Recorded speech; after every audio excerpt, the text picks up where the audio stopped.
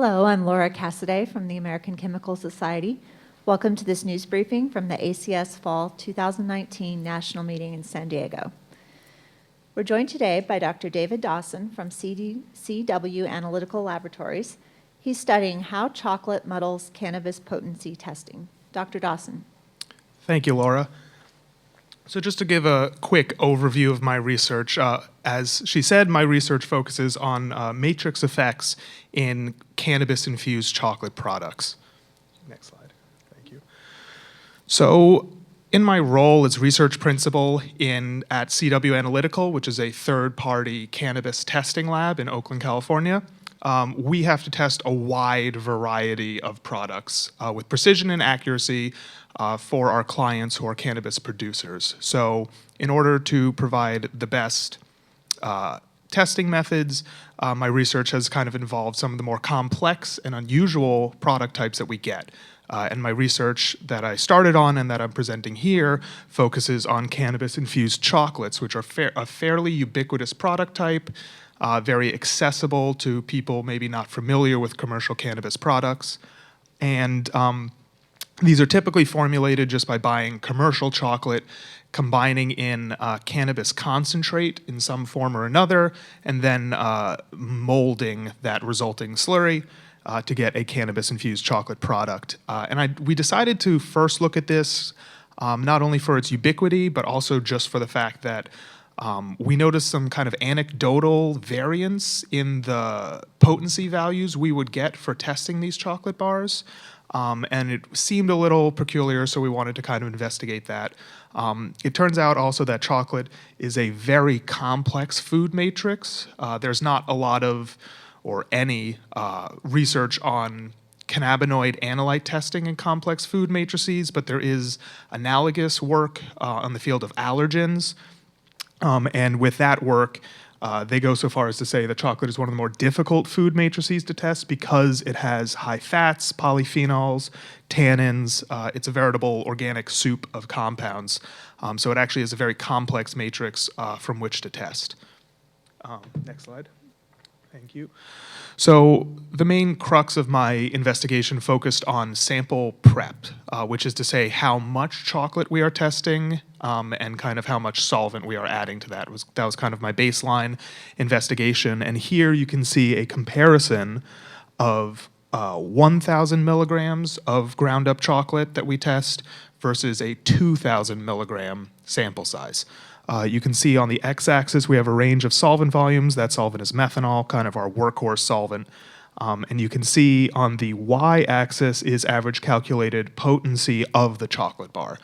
So that is, what is client-facing, that is, or customer-facing, that is how strong that chocolate is. And you can see in blue we have the 1,000 milligram preps, and in red we have the 2,000 milligram preps.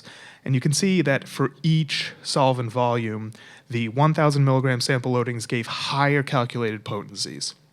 So that's rather surprising. That definitely goes against what I would consider basic statistical representation of samples, where if you theoretically, if you have more chocolate in a vial, you should be getting a more representative idea of the sample, but it does seem here that we are actually getting less accurate and less precise data when we are prepping it with more chocolate in the vial. So that's very surprising.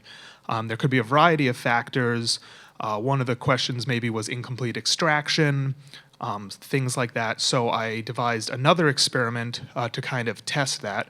If you go next slide. Thank you. So this is an experiment where I made a stock solution of THC in methanol. So I knew how much THC was in the solvent. That was the get-go. And you can see that data point at the 0 grams of chocolate. It intersects the y-axis at about 103. That's kind of the baseline. And then in this experiment, I took chocolate that was made by the same cannabis producer, but it was their virgin, undosed chocolate products. But it's the exact same product, just no cannabis, and added that in 1, 2, and 3 gram amounts to that solution of a known amount of cannabinoids. And you can see here in the blue line is the undosed milk, in the orange line is undosed dark. You can see that it's pretty linear that once you get past that 1 gram mark, we start to see decreased recovery of the delta 9 THC, which is consistent with the chocolate itself is capturing, containing, suppressing the signal that we are measuring of THC. And you note that also that effect is essentially minimized at 1 gram, and it only really kicks in at higher concentrations. Obviously, my main talk goes into a little more detail than this, but these are kind of the central thrusts that seem to suggest that chocolate is causing signal interference when we're trying to measure our cannabinoid analytes. Great, thank you, Dr. Dawson. Are there any questions? Please state your name and affiliation before asking your question. Katie Cottingham, American Chemical Society. So why is this kind of testing important? What are kind of the outcomes of an incorrect analysis or incorrect result that you're getting, a data point? Yes, so as far as California law is concerned, of course, we're in Oakland, so we are following the Bureau of Cannabis Control, which is California's governing body. They have set forth restrictions on potency testing for what is required to pass your potency test. And what that is a label claim will come in on the product. So 100 milligrams is a very normal label claim. The product has to test within plus or minus 10% of that stated label claim. So that theoretical 100 milligram chocolate bar would pass if it tests above a 90 and above a 90 milligram result and below a 110 milligram result. So there's a bit of a window where you can get into and that will pass. However, if it fails low, as we call it, where it comes in below that 90% mark, the product has to be relabeled. Every unit in the batch has to be relabeled. That can be done by hand by the producers, as we are still such a nascent industry. The kind of infrastructure isn't really fully there, so that is a big kind of financial hit. It can make the product look not as good, which again, in early days of the industry, trying to establish a brand identity is very important, and having to sticker over or handwrite on your label is not great. If it fails high, however, so it's above that 110% mark, the product is not deemed fit for consumption in California, and you cannot sell it. So that's an even worse financial imposition. So this phenomena that I'm documenting here doesn't really, I will say, it does not pose a public health concern. It's not that crazy of a dosage difference between the potential label claim, but it can certainly erroneously give a fail low, because as we note, it is a signal suppression effect. So the actual chocolate bar might be, 5% stronger than what the values are if this comes into play. So it might erroneously trigger a fail for the producers, which would cause them to have to relabel, when in fact that just might be an analytical quirk that has not necessarily been documented or that we're aware of. So that can dramatically affect their entire product lots. And do you know what particular component is causing this effect? Component of the chocolate? I have a hunch, I would say. Ongoing research is trying to prove that. I'm an organic chemist by training, so of course my mind is wondering what the actual molecular interactions are causing it. Part of my presentation, I do try to tease it apart by testing different chocolate products that have different chocolate components, as I call them. I tested cocoa powder, baking chocolate, white chocolate, all of which have different amounts of fat and cocoa powders. My current hunch is that it does have to do with the fats. That is also not a crazy assumption to make. When you're making edibles at home, you have to stew the cannabis flower in butter to extract the cannabinoids, because the cannabinoids have to go into the fats. For certain drug tests, they can tell if you have cannabinoids in your system from the last month because your body stores them in your body fat. So it's not crazy to think that if you are providing a source of fat, such as this undosed chocolate, there might be some equilibrium coefficient where then cannabinoids in solution are being attracted to the fats, and that might be the cause.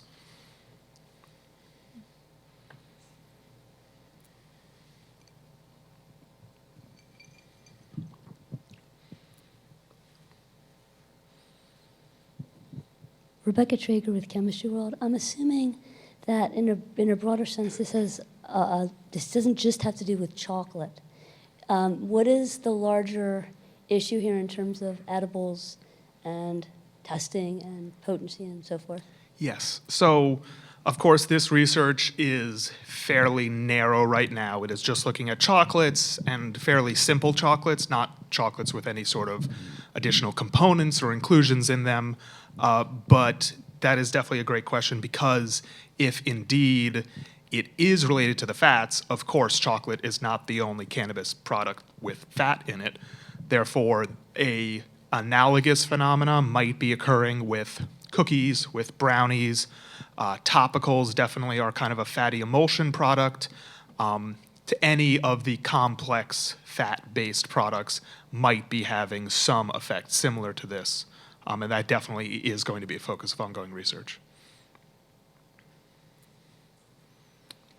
Bela Buslig, ACS.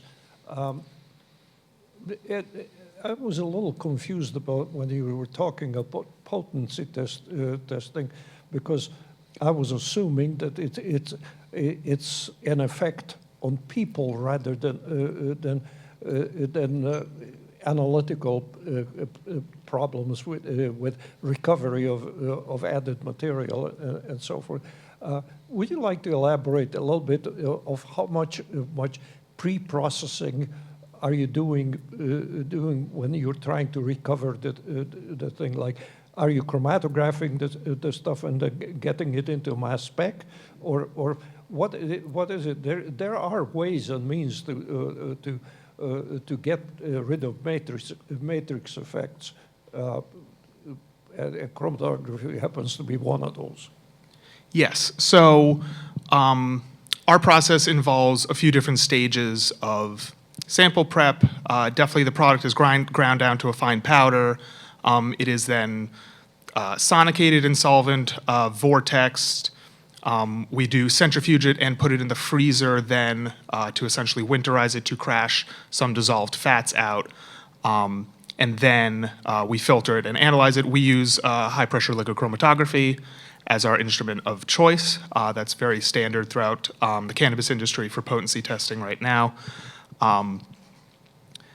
Yes, definitely cleaning up the matrix effects is the ultimate goal from this, because this research right now is very much establishing that there is a phenomena going on here, and then we will continue to work forward to clean up the matrix effects. I know that we can borrow a page from food science and food analysis labs, as this is, you know, they have a lot of tools with which to deal with complex matrices.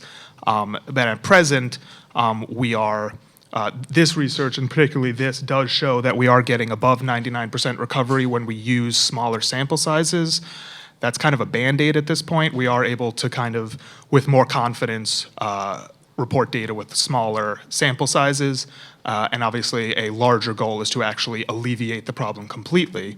But as of now, we are working towards that.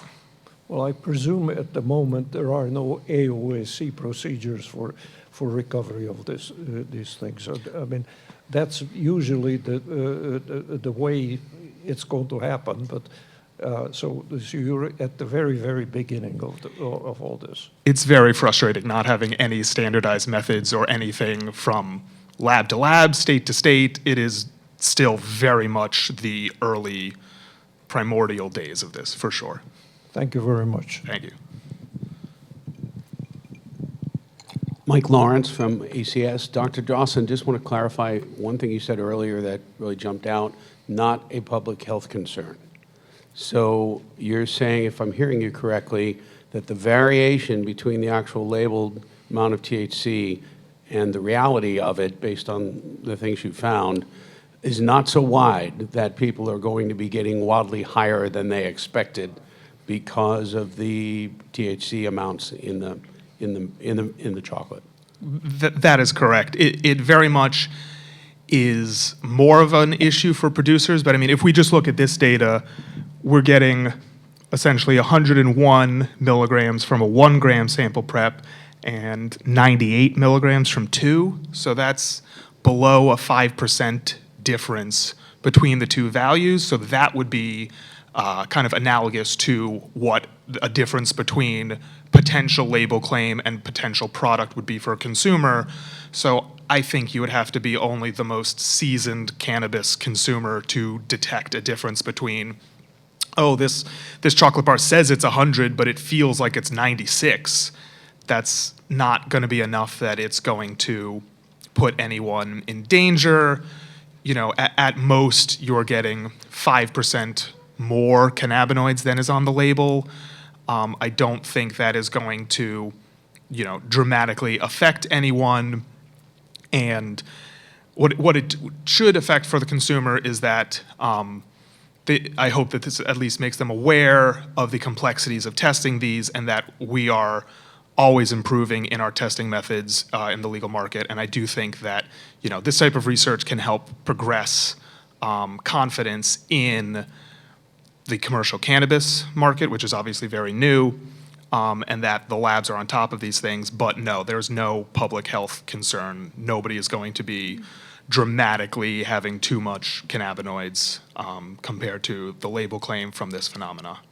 And again, if I heard you correctly, it's failing low more often than failing high? Yes, because this is a signal suppression effect, you might be getting erroneously low values, but those values are not going to be more than 5% or so low. Okay, last quick question.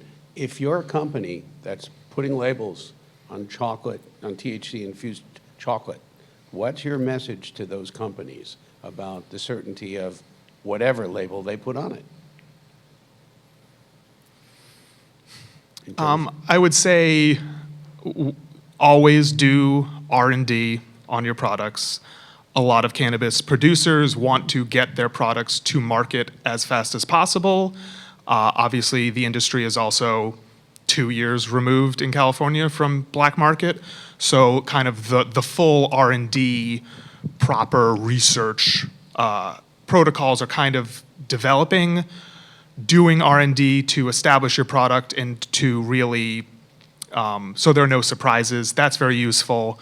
And again, you know, using trusted labs who are at the cutting edge of the industry and of testing is also very good, so that, you know, you are sending it to people who know what they're doing and not just, you know, kind of going off the cuff. Okay, we have some online questions. Salah El Den is asking, is there any difference between using white or a darker chocolate, like a brown chocolate? There is not a substantial difference. I did do this experiment, and it is presented in my full presentation. They behave similarly, and I do believe their differences are related to the actual, you know, individual makeups of dark and white chocolate. I have not tested cannabis-infused white chocolates, though, so I cannot fully make a statement on that. I do imagine it would have a very similar effect as to the darker chocolates.